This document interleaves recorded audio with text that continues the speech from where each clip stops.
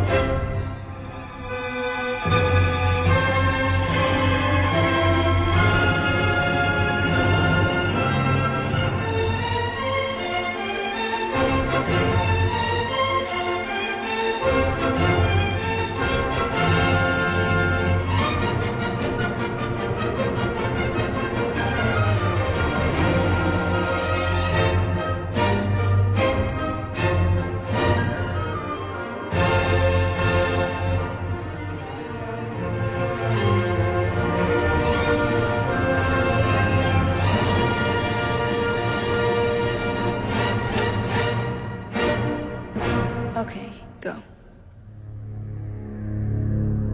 I don't know where to begin. I've been doing magic all my life. I love magic. I love magic that's intimate, but I also love magic that's spectacular. Like the year I decided to vanish a train. I had taken a ride in the Orient Express, and I knew I had to do something with it. Well, it took me a year to find a train car, and a year to work out the illusion.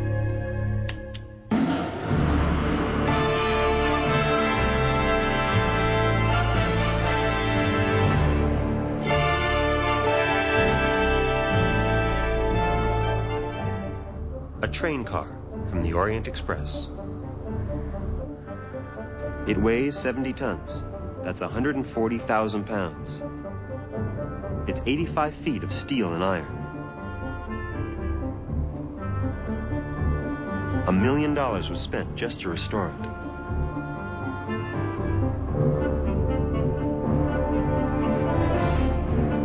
The train and its tracks sit on a floor of solid concrete. A group of spectators will surround the train, holding hands, forming a circle around it.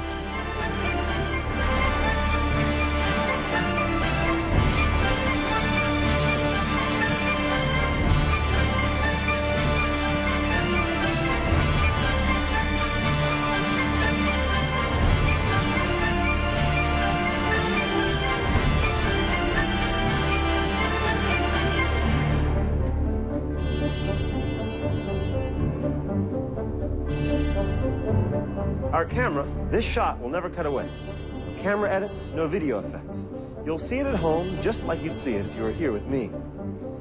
Take a good look, because in a few seconds, the train we're in right now, hopefully, won't be here anymore.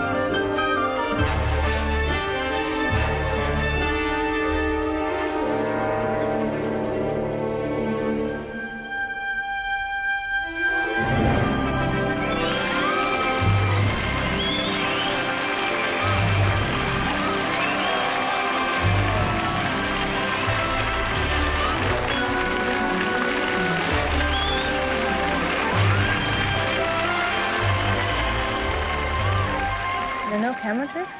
No, all the magic is done live. What you see at home is exactly what you'd see if you were there with a live audience. And what's the most dangerous thing you've ever done? See these spikes? For a year, I practiced hanging upside down, bound and strapped from ropes 10 stories in the air.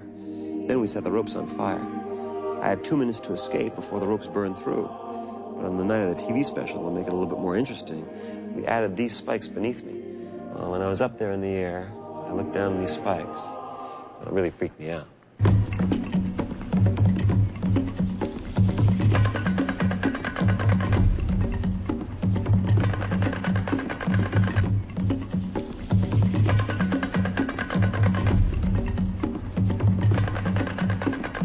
I didn't want to just do an escape. I wanted to combine it with the ritualistic challenges that took place in the jungles of Africa and in the Amazon. Ceremonial tests of commitment and courage.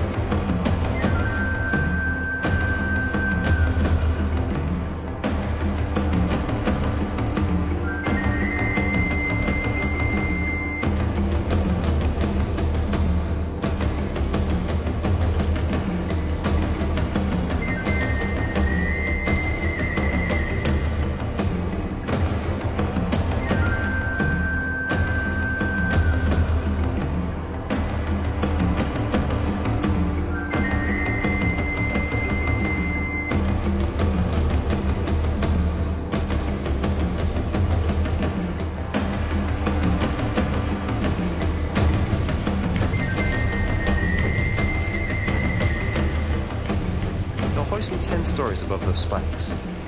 I remember looking down. The thought of falling on them didn't make me very happy. I didn't want to die that way. Don't try this at home.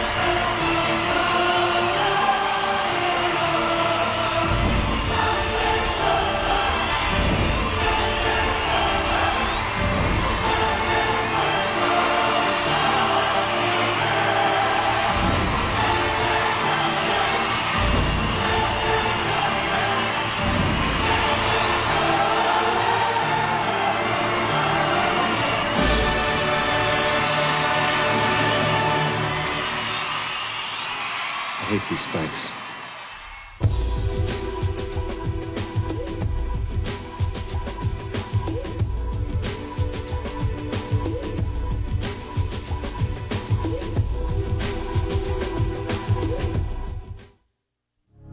I do 500 shows a year, and people think I'm crazy, but I really love it.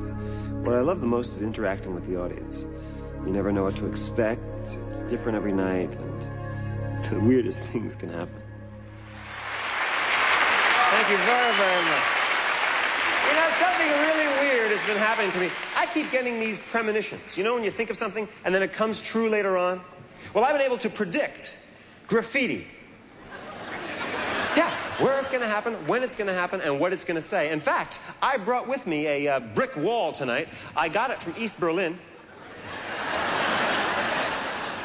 They weren't using it anymore. And I've made a prediction inside this envelope here. It's on a big piece of paper.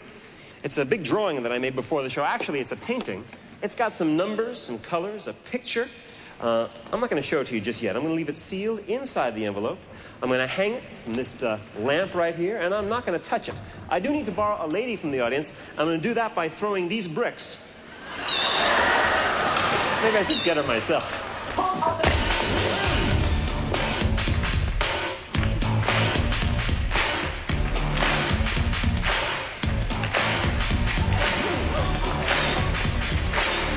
What's your name? Tiffany! Big hand for Tiffany! Tiffany. Have we ever met before? No. We're going to try to find some other people we've never met before. We're going to do that with this brick. It's a rubber brick, so don't worry. It's going to come right at you. Tiffany, you're going to throw it into the audience when I tell you to. Turn your back to the audience. If it comes close to you, catch it. I need a guy to catch this brick, so show what a man you really are. Tiffany, whip it good. Go for it. Yeah. Oh! Incredible distance there. Yes, sir. What is your favorite wild animal? Not your wife. Tiger? A tiger, fine. Tiffany, shake up these cans of paint. Shake them up real good. Sir, what is your favorite color? Yellow.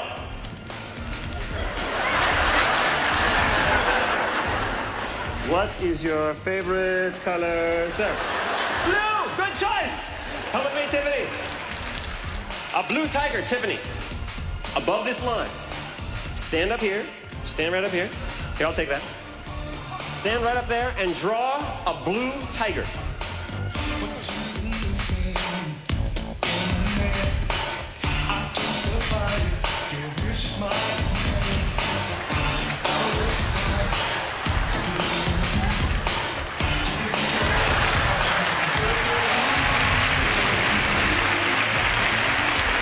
Charles Darwin would be proud.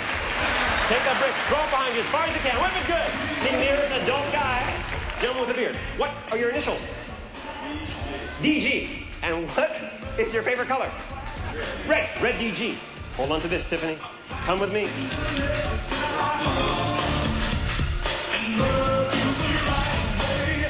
I do the easy ones. DG, where are you?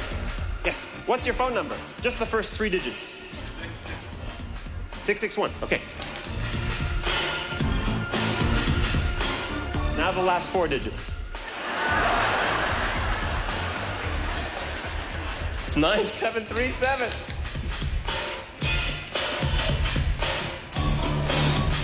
Take that brick, throw it behind you as far as you can. Whip it good. The nearest adult guy. Who's got it? Who's got it? You, sir. What's your name? Richard. I'm sorry? Richard. Richard? What? Richard? How do you spell that? Ah, Richard.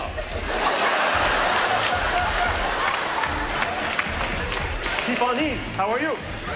Richard, the man next to you in the glasses. What is your name? Harvey.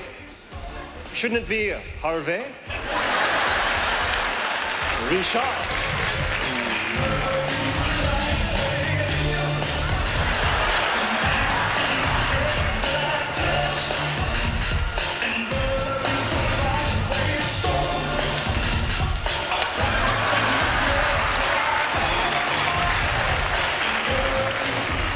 Just a joke, Richard. Now, who's the lady nearest to you?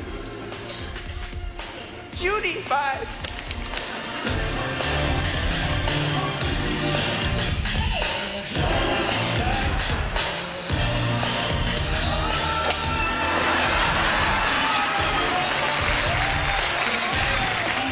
He's nodding his head yes.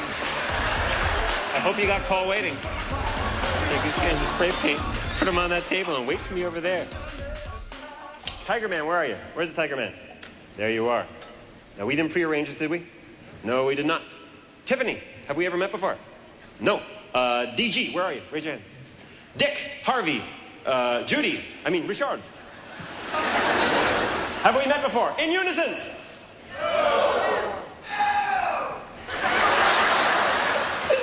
Look up unison. Come over here. Stand right over here. This envelope's been hanging in full view the entire time. I haven't touched it. If the picture I made before the show matches the picture that we made, that would be a miracle.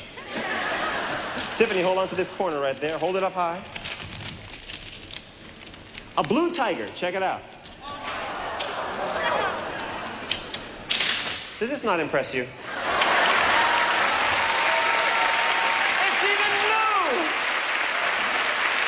Hold on that corner there. Hold it up. Hold it up nice and high. DG 661-9737. You chose the color red. Check it out. And Dick loves Judy. Sorry, Harvey.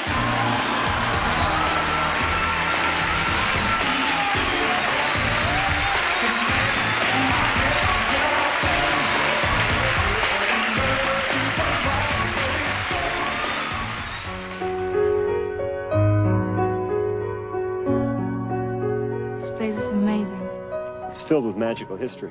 What do you mean? Look inside that trunk.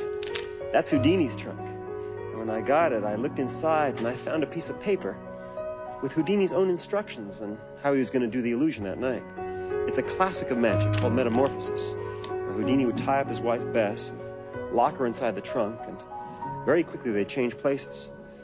I've always wanted to do an illusion like that, and it's taken me 14 years to find a way to make it my own.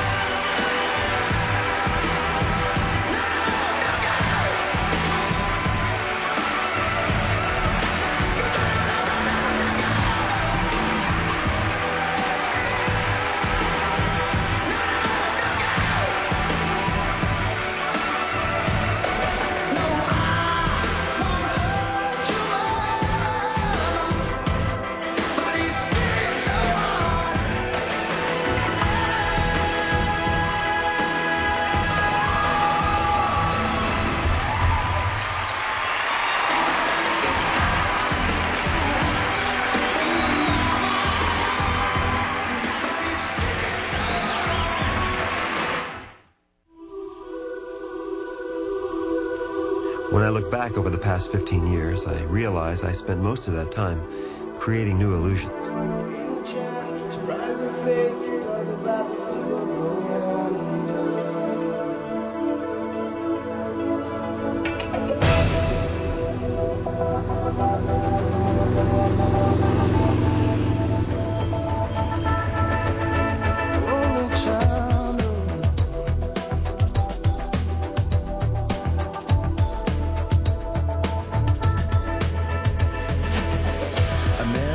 After 70 years, that's what he goes there for, is to unlock the door.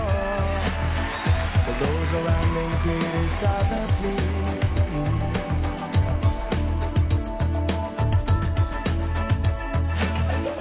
Through a fractal on a breaking wall, I see you, my friend, and touch your face again. Miracles will happen as we dream.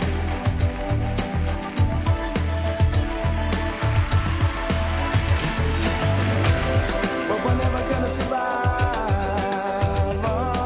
unless we get a little crazy. No, we're never gonna survive unless we are a little crazy.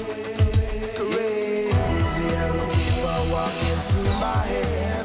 One of them's got a gun to shoot the other one. They were friends at school.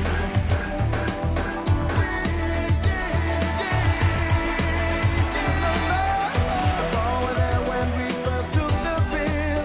Baby,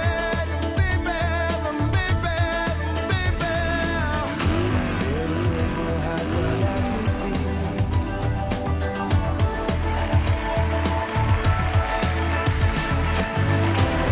But we're never gonna survive.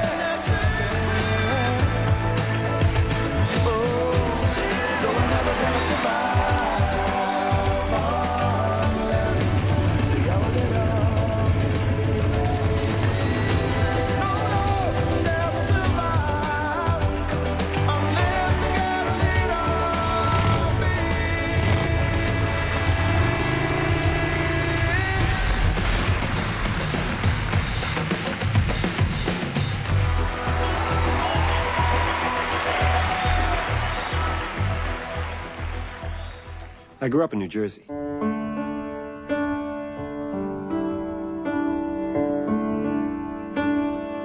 My mom was in insurance, and my dad owned a men's clothing store. Before I was in my teens, I thought it would be cool to become a ventriloquist. It turned out this place that sold props for ventriloquists was also a magic shop. So instead of walking out with a new dummy, I ended up with a bag of tricks. I started doing little shows in my hometown. And when I was 18, I got this part in a musical called The Magic Man, where I got to do my own illusions and sing. Well, the longer the play ran, the more illusions I performed, and the less songs they wanted me to do. I guess I wasn't cut out to be a singer. When the show closed, I starved in New York for a year, and my dad would slip me a few bucks to pay the heating bill. I sat in my apartment, inventing magic, finding the right music, and staging routines. I knocked on a lot of doors and sent out a lot of videotapes.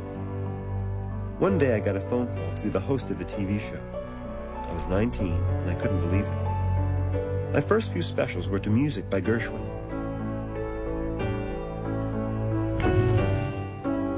My inspirations were Gene Kelly and Fred Astaire. I thought I was really cool. I wore big collars, shiny jackets, and a bad haircut. On my fourth special, I wanted to go beyond what had been done before. So I took that shiny jacket and that bad haircut and made an airplane disappear.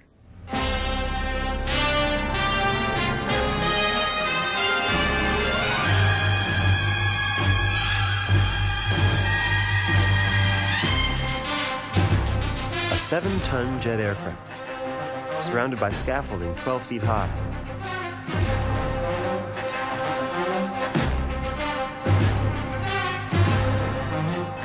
This runway is a solid Conrock base. The plane can't go down, can't go up.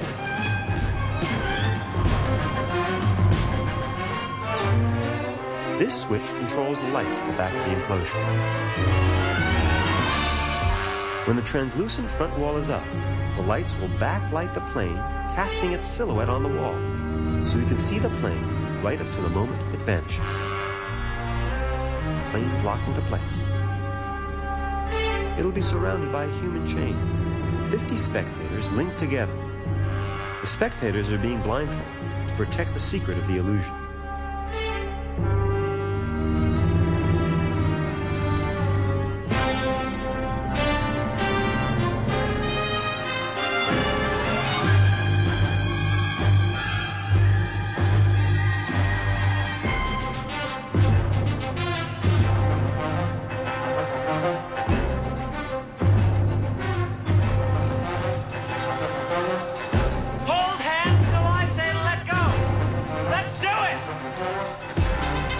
This shot won't cut away. You'll see it as if you were there, with absolutely no camera tricks.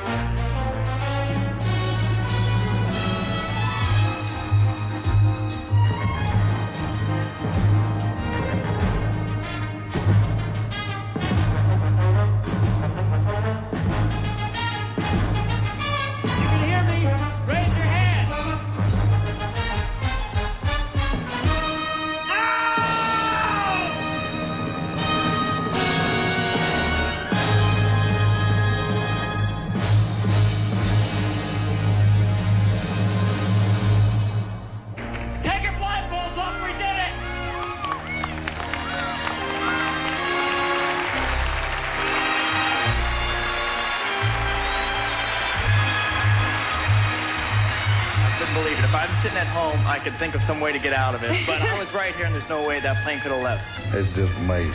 What happened to the airplane? I don't know. It went. It went. How did you feel? Thrilling. It was shocking. Yeah, I got chills. What did you think when they dropped and you took down your blindfold and it was gone? It was incredible. Absolutely incredible.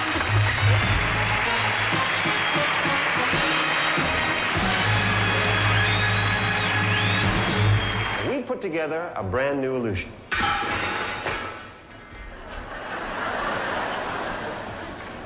We're auctioning off a brand new illusion.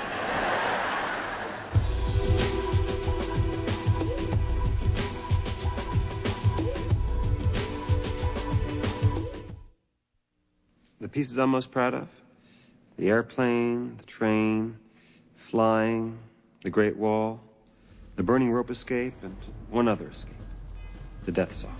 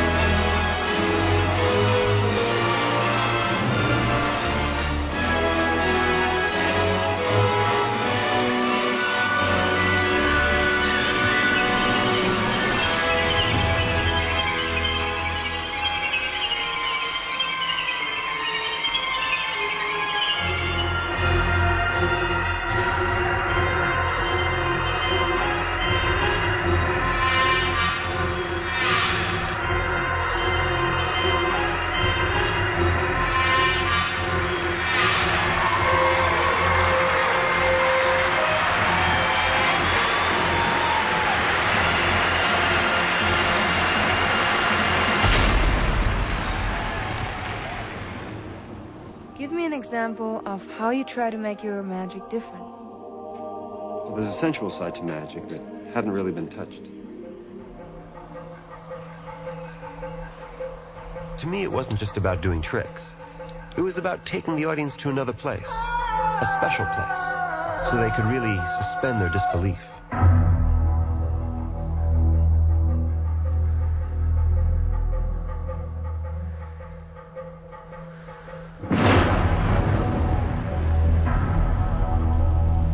Looking out the window, I see the red dust clear. High up on the red rock stands the shadow with the spear.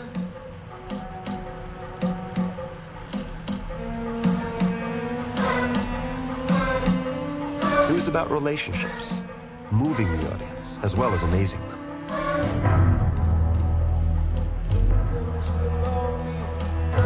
It was about sharing a feeling, sometimes romantic, sometimes funny, sometimes grand and spectacular, sometimes daring, and sometimes sensual.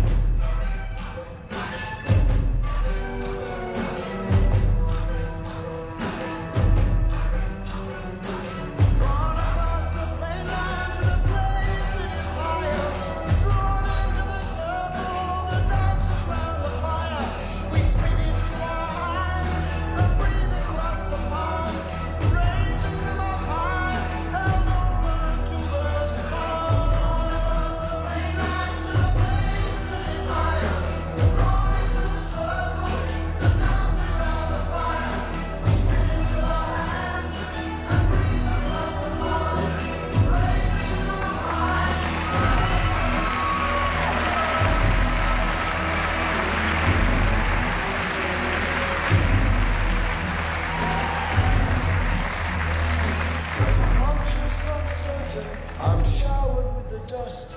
The spirit enters into me, and I submit to trust.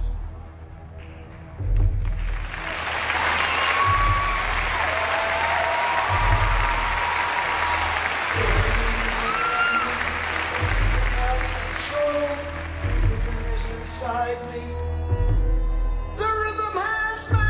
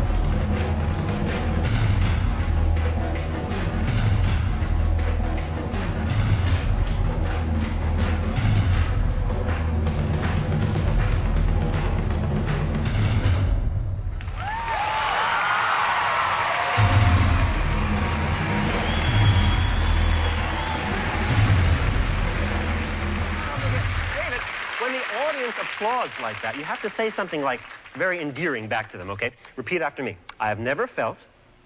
Never felt.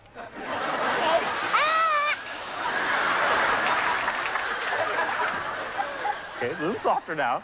I've never felt I never felt so much love. so much loving.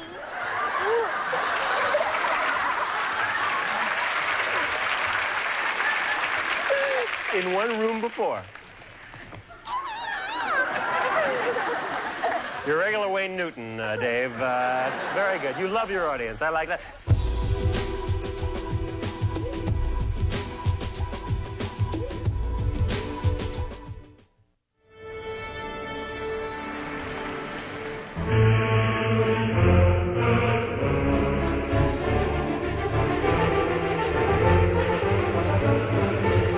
The Statue of Liberty, standing 305 feet high and weighing 450,000 pounds.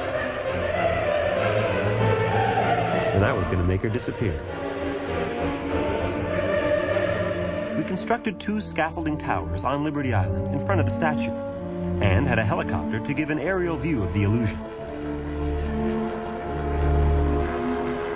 The audience on Liberty Island was seated here, 200 feet in front of the statue. A circle of lights surrounds the statue and shines upon it. A curtain would be raised between the towers to hide the statue from view.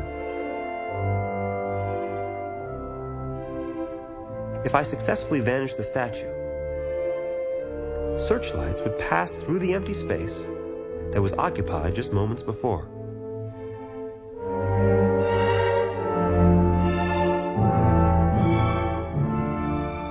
We even had radar to show the statue's position. In front of a live audience on Liberty Island, the disappearance of the Statue of Liberty.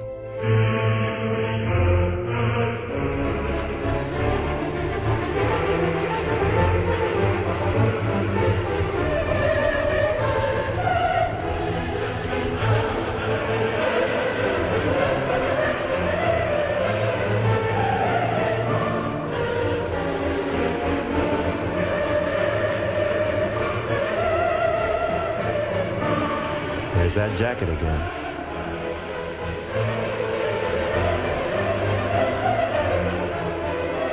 Right about now, I'm thinking, I hope this works.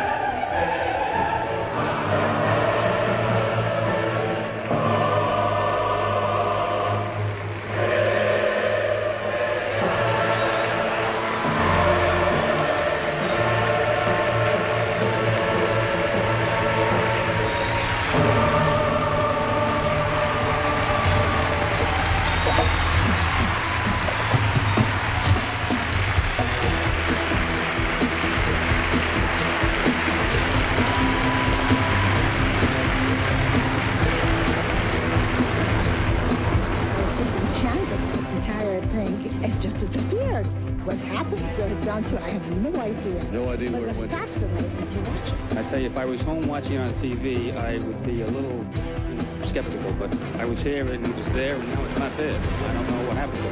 Fantastic. When that curtain went down and it was nothing there, I just couldn't believe it. Your reaction? I was amazed. I don't see it. It was there and it's not there anymore. I have never seen a Statue of Liberty disappear the way this one did.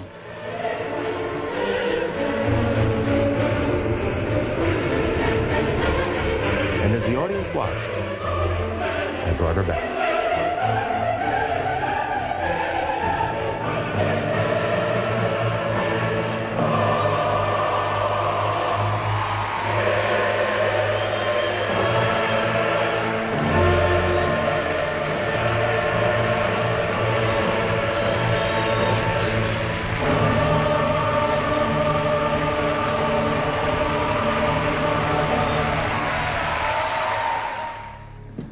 So, David, what surprises you?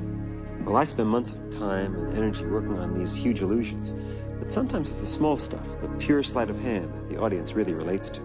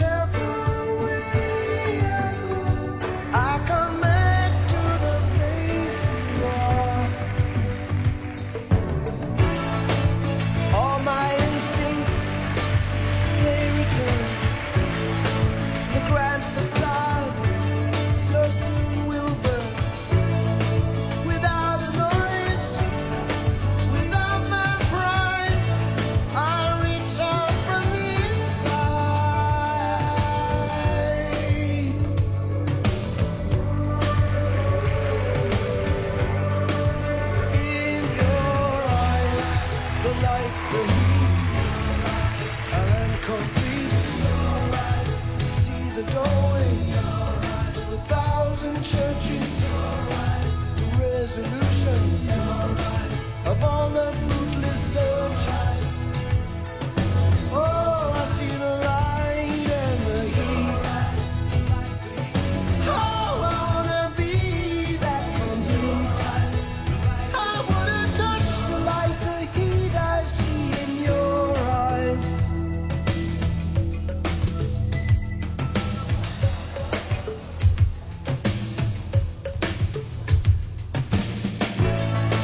And all my instincts, they return, and the grand facade so soon will burn. Without a noise, without my pride, I reach out from the inside.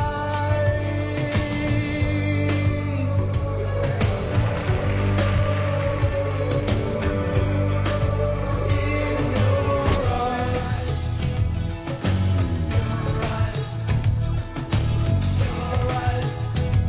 in your eyes, the light, the heat. Your eyes, I am complete. Your eyes, I see the doorway, a thousand churches. Your eyes, the resolution. Your eyes, of all the fruitless searches. Oh, I see the light and the heat. Oh, I wanna be that complete. I wanna touch the light, the heat I see in your eyes. In your eyes. In your eyes. In your eyes.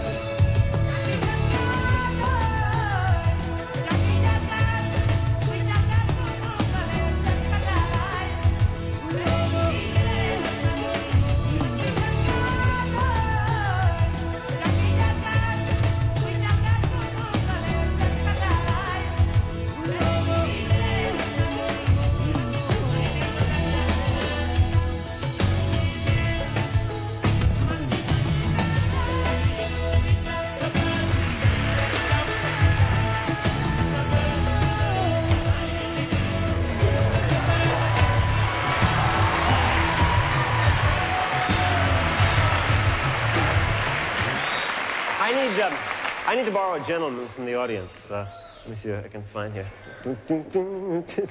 Yeah, really. Ooh, boy. He can make the Statue of Liberty disappear, but he can't walk down a set of steps.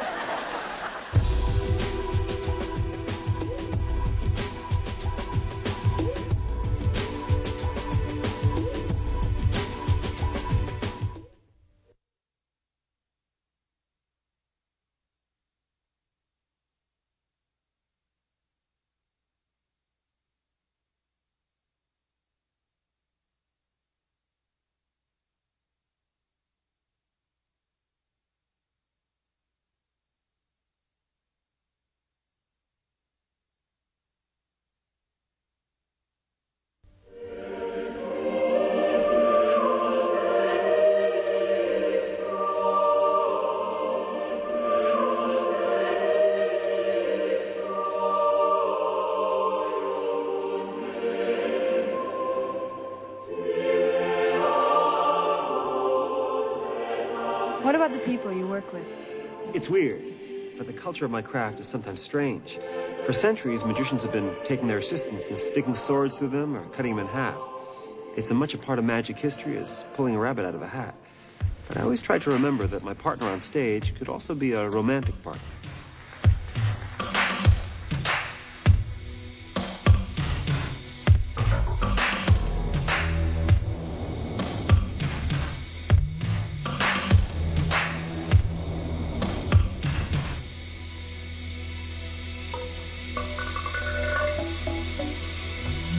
I'm living way beyond my wits and means, living in the zone of the in-betweens.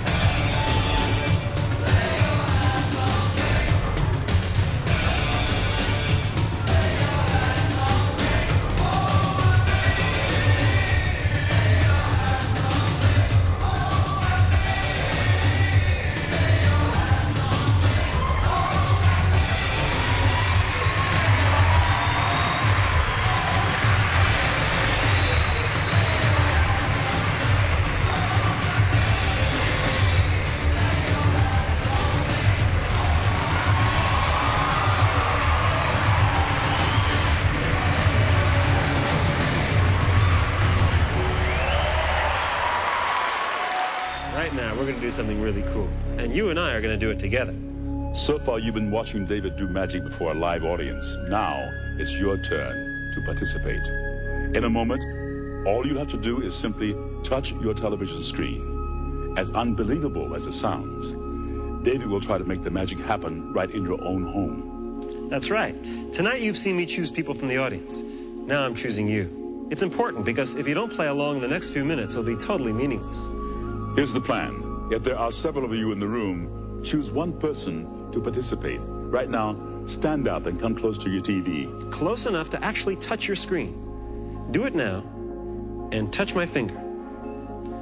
That wasn't the cool part. You can let go of the screen now. But don't move away, because in a moment, by touching the screen, you and I are going to do something really amazing. Now take a good look at these destinations of flight and listen carefully. Here's the idea. Tonight, you're going to put your finger here and fly from place to place around the circle. And I'm going to find you. The amazing thing is, even though you're at home and I'm here, I'll know exactly where you are. There are many places to fly to. A star, the clouds, a moon, and so on. Now, I want you to think of a secret number between 5 and 15. Any number between 5 and 15. It's your choice. I have no idea what number you're thinking of. In a moment, you're going to move your finger the same number of times as your secret number. For example, if your secret number was 9, you'd move 9 times. 1, 2, 3, 4, 5, 6, 7, 8, 9, bringing you to the island. If it were 6, 1, 2, 3, 4, 5, 6. There are a lot of possibilities. This is your last chance to participate, so come real close to your TV so you can touch it.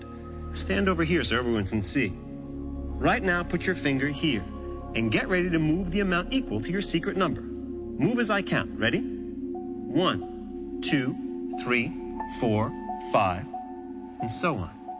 When you reach your secret number, stop and keep your finger there. Good. Now get ready to move in the other direction. The same number you just moved, the amount equivalent to your secret number. Move in this direction as I count. Ready? 1, 2, 3, 4, 5, so on. When you finish, leave your finger on the final place you've touched. Now I know that you're not in the rainbow, so I'll take it away. And I know you're not in the castle, so I'll remove it. And I know you're not in the mountains, so I'll take that away. And I know you're not in the pyramids either, so I'll move them too. In a moment, I'll ask you to move 4 times, either in this direction or that direction, whichever direction you want. Move 4 times. Ready?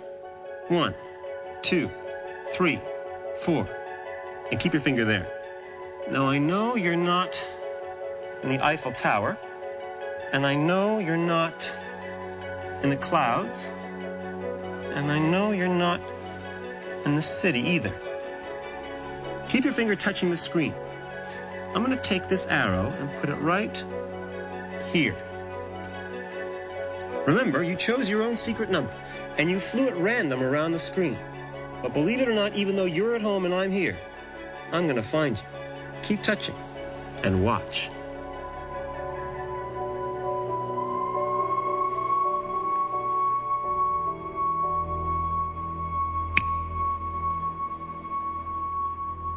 You're on the moon. Now comes the part of the show where I get somebody out of the audience and make him into a magician. So, sit back, relax, shut that kid up.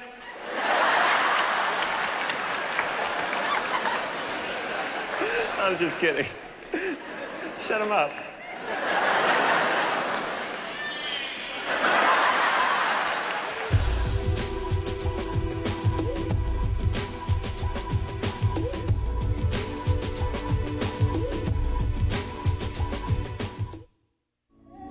You've done so many different things. Where do you get your ideas? Well, in my library, when I look through magical history, the recurring theme is for people to pass through objects or walk through walls. A friend of mine suggested that if you're going to walk through a wall, why not walk through the Great Wall of China? I think she was joking, but I took her seriously.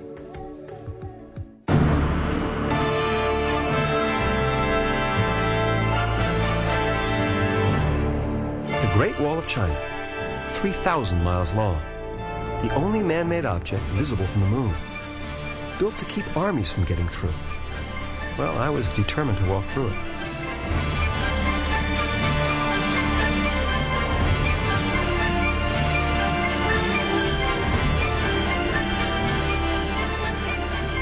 This remote control camera will never cut away. It'll start on one side of the wall, see me enter the wall, and without cutting away, the camera will travel over the wall and hopefully see me emerge from the other side. Walking through the Great Wall of China.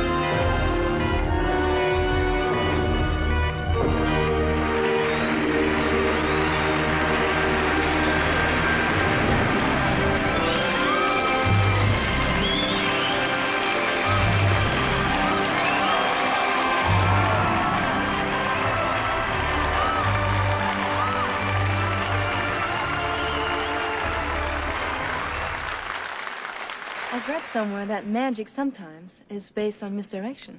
What does that mean? I'll give you an example. One year I told the powers that be that I wanted to do a version of Buried Alive, where I'd be locked into a container, covered with tons of earth, and I'd have to make my escape. Well, they hated the idea. They thought it was morbid. They wanted to have nothing to do with it. So I took the same idea and put it into a building that was about to implode, explode, and they loved it.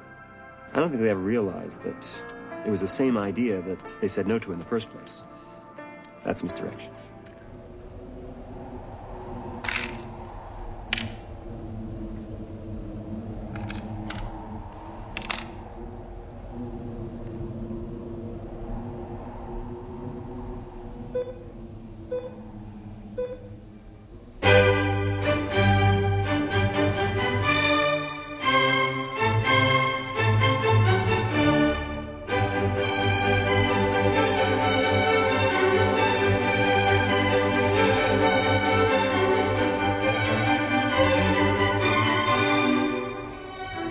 In a few hours, the same thing will be happening to that building behind me.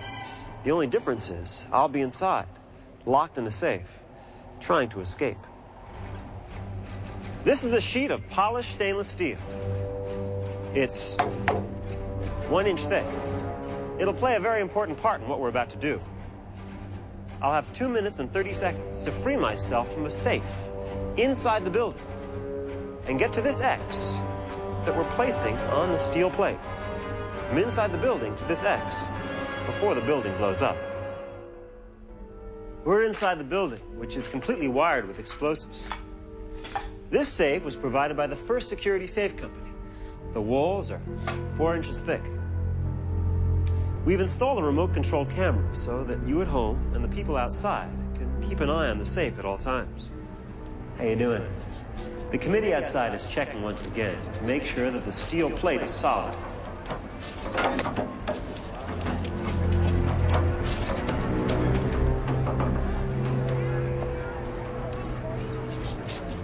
And that the X is in place. This timer controls the detonation of the explosives. It'll count down 2 minutes and 30 seconds, and then, you know what? These officers are here to ensure that everything is on the up and up. Gentlemen, you examined the safe? Yes, we have. And you searched me thoroughly? Yes, we did. Thank you very much. Just keep in mind that our television audience and our live audience are seeing the exact same thing. You at home will see what the people are seeing right here. We'll simultaneously show our remote-controlled camera outside the safe and our handheld camera, so you'll see everything. Gentlemen?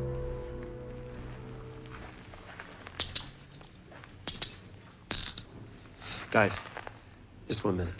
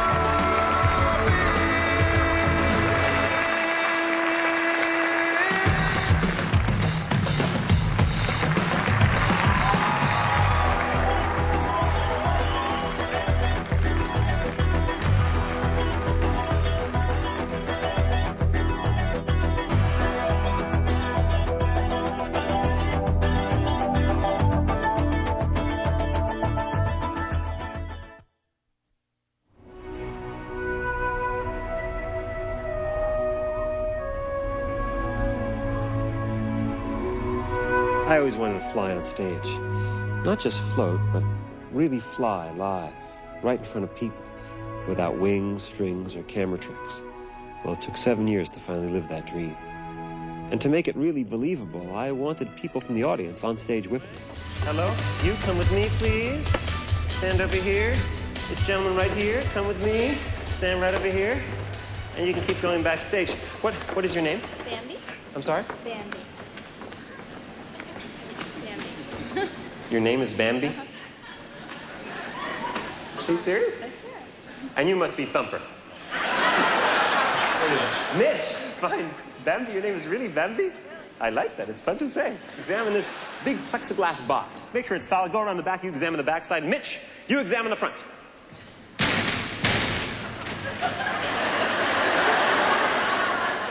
I do want to go home with some of these props.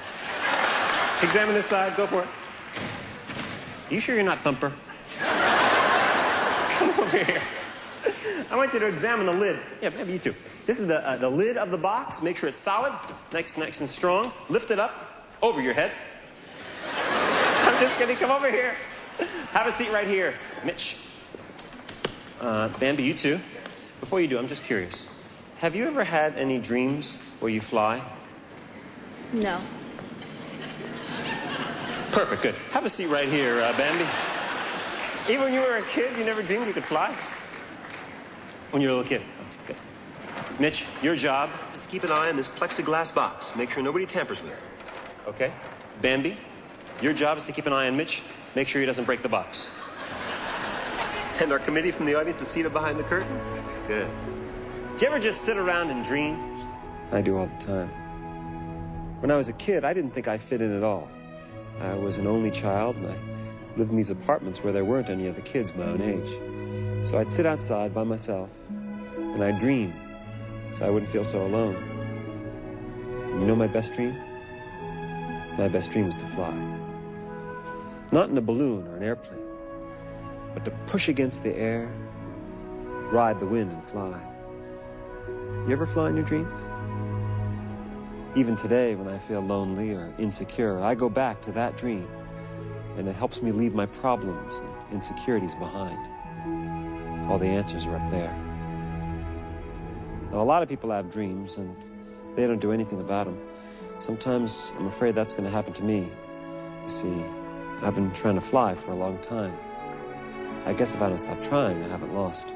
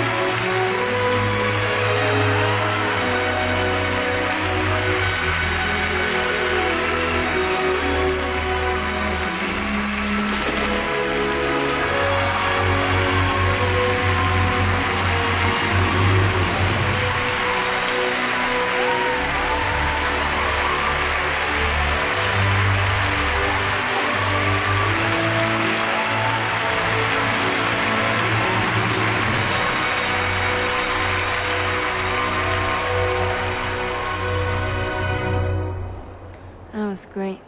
Let's go now. Wait.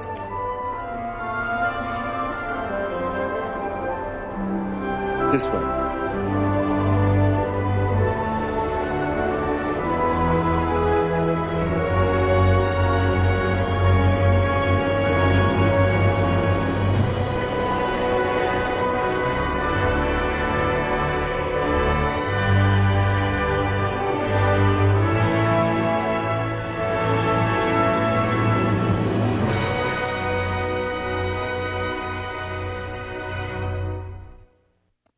Fairy tales can come true.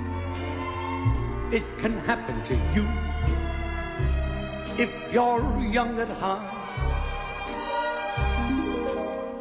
For it's hard you will find to be narrow of mind if you're young at heart. You can go to extremes with impossible schemes. You can laugh when your dreams fall apart at the seams, and life becomes exciting with each passing day, and love is either in your heart or on its way. Don't you know that it's worth every treasure on earth to be young at heart? For as rich as you are, it's much better by far to be young at heart. And if you should survive to 105, look at all you derive just by being alive.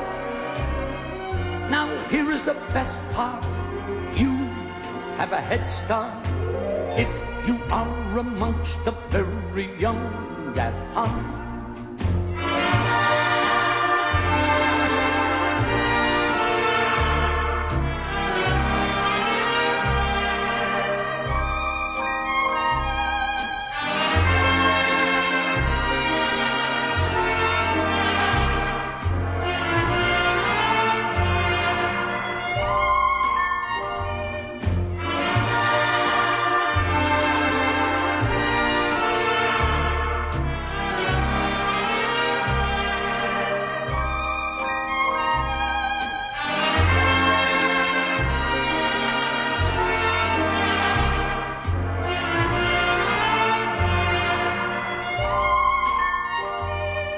And if you should survive to 105, look at all you derive just by being alive.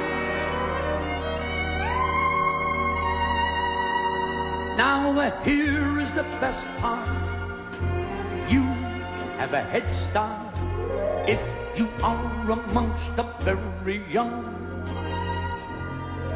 at heart.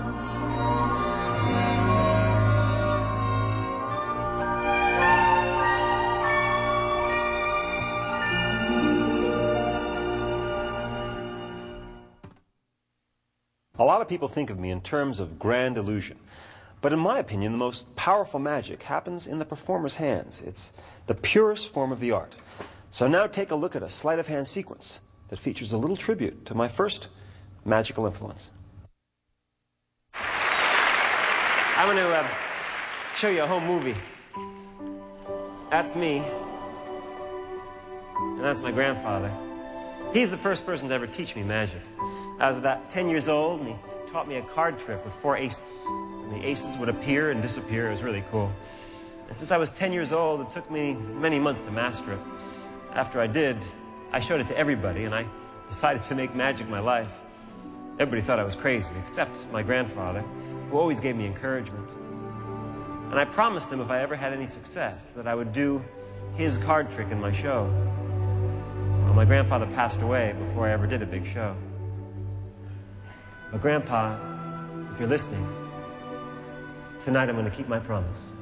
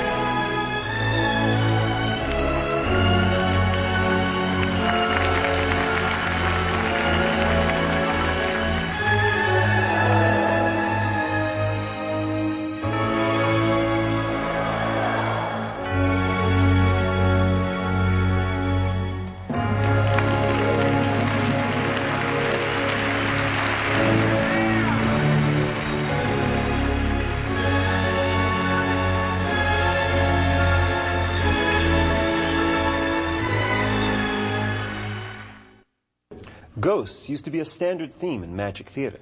Illusionists loved the idea of invoking the other side. Personally, I was never big on it. I never got into ghost stories as a kid. I thought it was weird. And Casper really creeped me out. Way too friendly.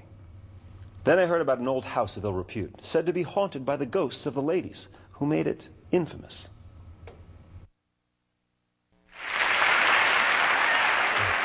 I need some people from the audience to verify what we're about to do. 2 guys and a girl. One of the guys needs to be wearing a jacket that I can borrow, and the girl needs to be wearing clothes. We're going to show you an old newsreel. Back in 1927, the old Barclay house was sold at auction to a stranger, a lady from out of state. Soon the whole town realized the house became home to a number of working girls who were entertaining gentlemen callers in the evening. Barclay House became the local scandal, and none of the townsfolk ever spoke of it, except to curse it. As if their dreams came true, a storm swept through the state, and lightning struck the Barclay House. And the house and all the ladies of the night perished in the fire. All that was left was one piece of the structure, the upper room that somehow escaped the destruction. Well, I was able to get the remains of that room and reconstruct it here on stage with us tonight, just so we could see if anything else survived.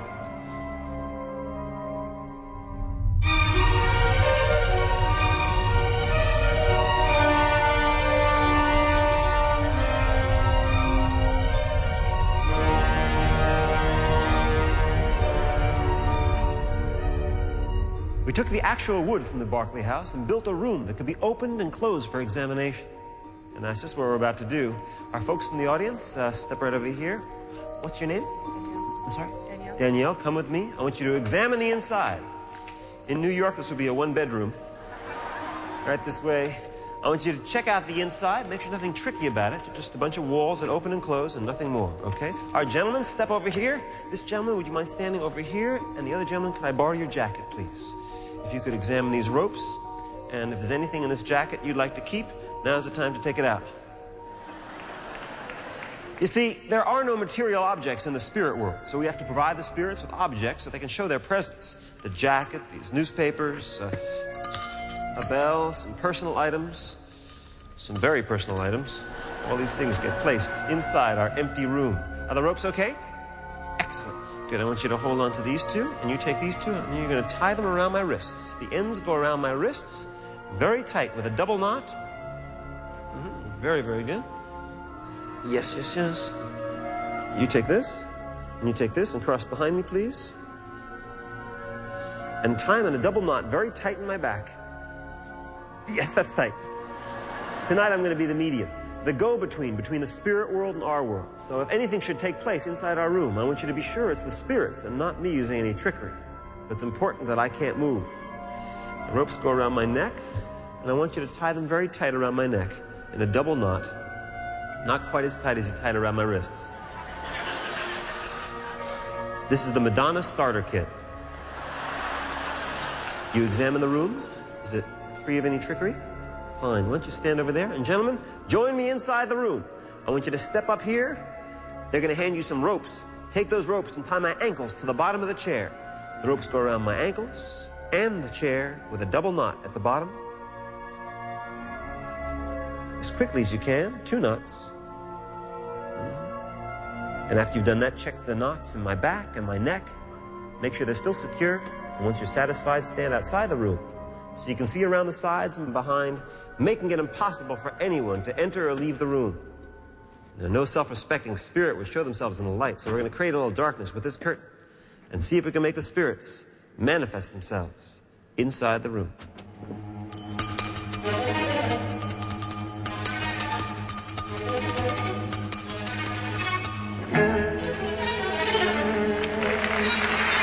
Our next demonstration, we're going to use a gentleman's jacket and show you something you will not believe. Spirits, spirits, take the coat. Woo! Gentlemen, step inside. Check that my arms are actually through the sleeves. Ropes tied tightly at the wrists. The ropes extending out the back, tied in a double knot. Thank you very much.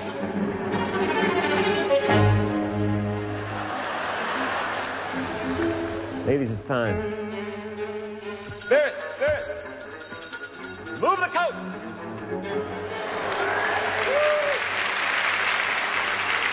Now's the time we invite someone to join me inside the room.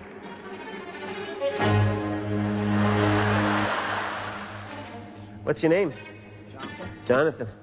Over here, Jonathan. Have a seat. We don't want you to be scared, so we're going to blindfold you. Take your left hand and put it on my shoulder. And your right hand on my arm. That's not my arm.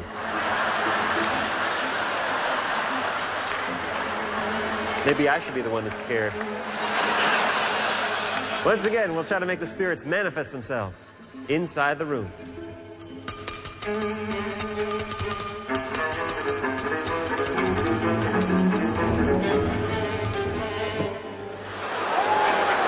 What happened to your pants?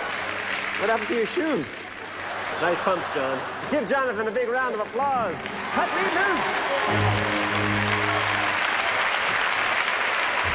Everybody step down here. Check the ropes on my back. Make sure they're nice and tight. Make sure the knots are still firmly in place. And then cut me free, please. Take those scissors and cut those ropes right through, please. And gentlemen, I need you to check the knots around my wrists. You're enjoying this too much. I'm just kidding. Everybody give our gentleman a big round of applause. I need you to stand over there, and both of you to step over there. Make sure nothing enters or leaves that room. Our next experiment is very strange. We found that if you close the doors to the empty room and listen carefully, you can hear sounds from inside. Very strange sounds. It's as if the ladies of the house aren't aware that they're dead. Their spirits have been trapped inside all these years, and now they're crying to be free. Let me show you what I mean. Shall we?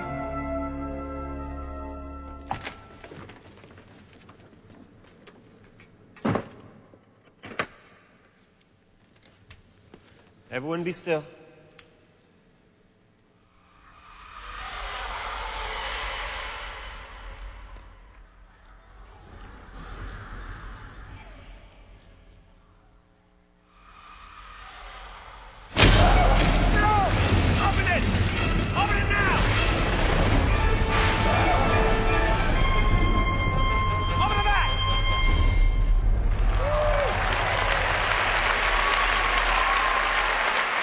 I need all of you to come down here, please.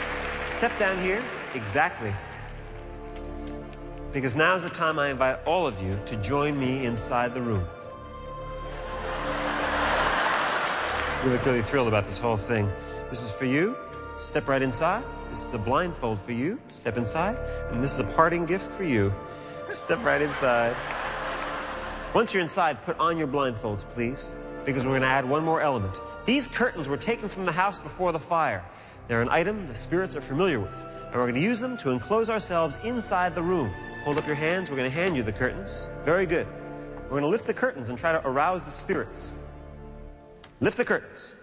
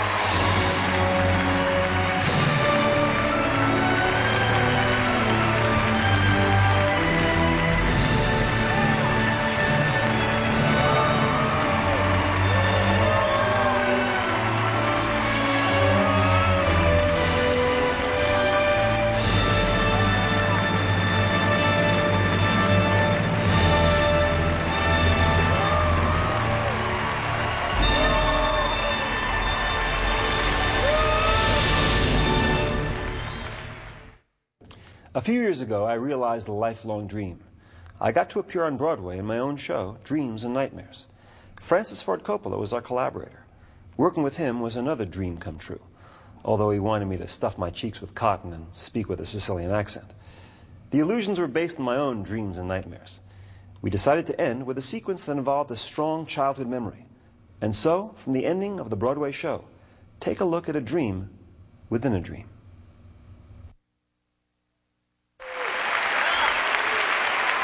You've been terrific.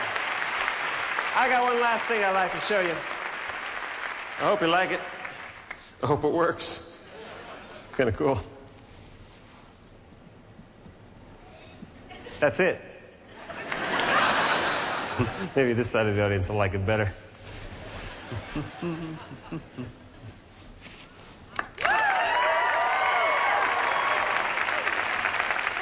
Thank you. You see, I never saw snow when I was a kid. I mean, I saw it on TV and in the movies, but I never saw snow for myself when I was a little kid.